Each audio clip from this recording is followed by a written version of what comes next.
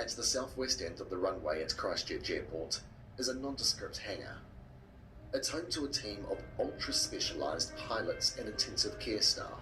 Often, at any one time, there's actually at least one plane up there transporting a vulnerable or very sick patient around New Zealand. They are the New Zealand Flying Doctors. They've flown 1,000 missions this year, flying some of the sickest people from some of the hardest to reach corners of Aotearoa. We have 3 planes that are based here in Christchurch and 1 up in Nelson. And the planes basically are activated to transport patients around in effectively like a portable intensive care unit.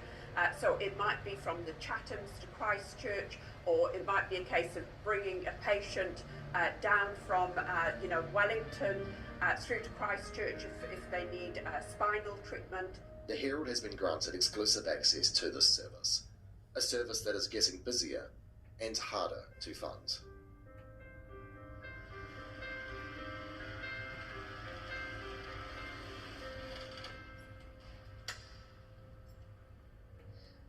Great. Okay, well the weather's fine. The pilots have checked the weather and I think we can get going very soon. Can I just talk to you about the patient's use score and vital signs again?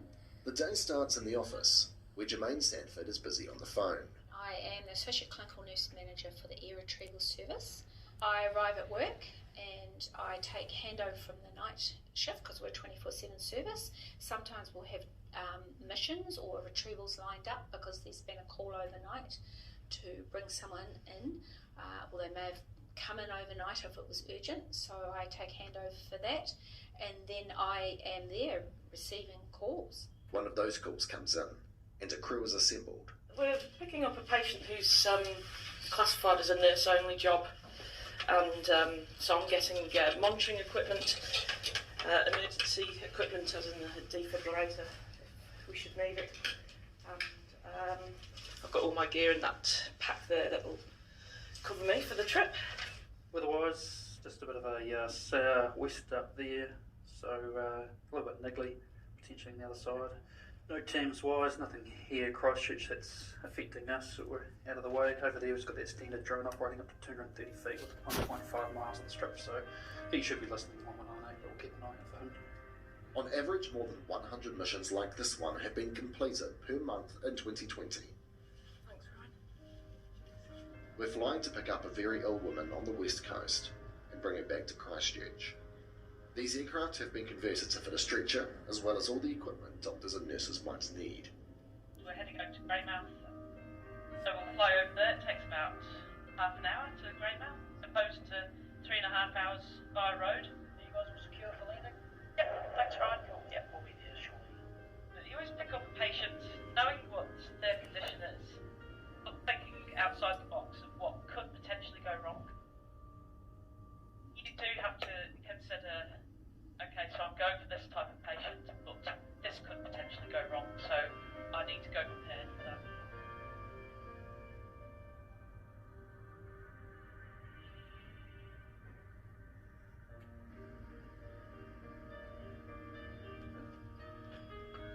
Hi, how's it going? Oh, it's lovely and warm here.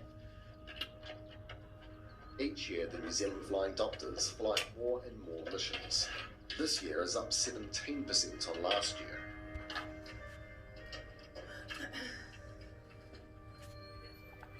This is the general ward, I think, yeah. Yep. Helen is one of almost 20 flight nurses. Lovely. They have to have experience working in a hospital intensive care unit before being allowed to join this team. Helen has been flying for 4.5 years. She has been in intensive care for over 2 decades.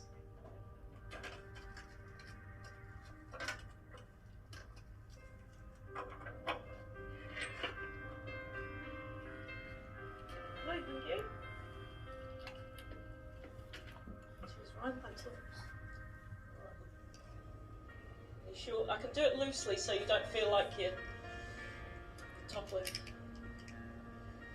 There you go, love. Excellent. You're still attached. I just need to tighten up when you're done. So the monitor is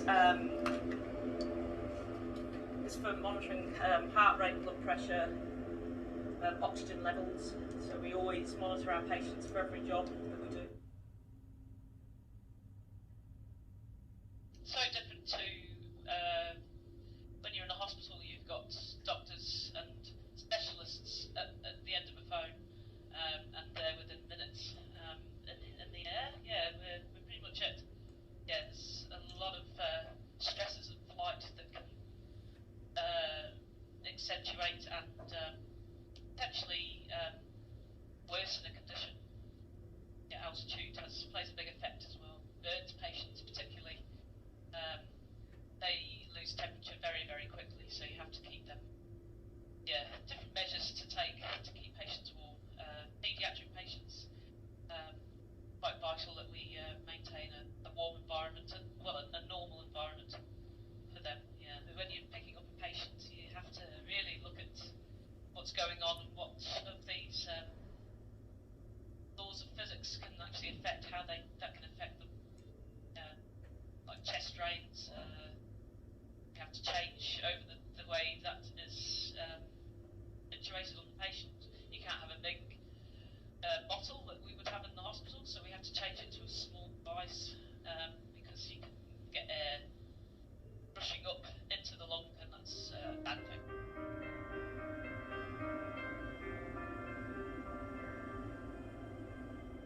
The woman is wheeled to a waiting ambulance and taken to Christchurch Hospital. With all the interventions that we can do now in health, there's a lot of centralisation of services, and so we have to try and offer a sort of fair and equitable service to New Zealanders. We've got our own unique challenges down here in the South Island, but we try our best to try to provide that to every region of New Zealand that we go to. The Southern Alps and the weather is often quite a limiting factor for us. If there's fine weather over on the east side of this island, it can sometimes be fairly horrendous on the west coast, so not suitable for any helicopter or fixed wing service to access. We're relatively silent. We're not as intrusive as the rotary craft appearing at motor vehicle crashes or landing publicly in the park or on the top of a new helipad. We operate relatively silently out at the airport, coming and going. Certainly when I'm wearing my jacket, just this morning, as a workman in my house said, "Oh, we didn't really realise what that involves or what you did." So it's trying to grow the profile of our service so that New Zealanders know what we offer and that the public realise that they are sort of served by us to get them to their place of need if they need to get there. I've been involved for about 5 or 6 years now, and even in that time frame, the job numbers have grown really significantly. So we've seen different changes with the centralisation of different health services. Also, that real wanting to have everybody having an equal, opportunity to the best possible healthcare. There is a good base level of funding through the district health boards, but there's a deficit within the service. And this number has increased in recent years. Even in the time that I've been here, our fundraising target has really gone from around $500,000. This year we're trying to raise $3 million. So it's a significant increase. This service is just getting busier and busier.